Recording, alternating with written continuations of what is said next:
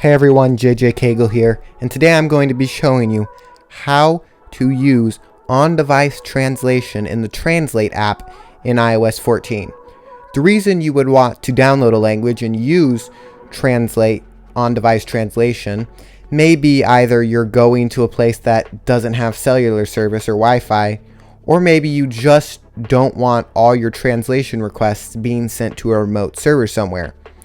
So in order to enable that, first we're going to want to go ahead and open the Translate app, and once we're in the Translate app, we're going to want to click on the top right box that says Spanish, and then if we scroll to the bottom, we can see these available offline languages.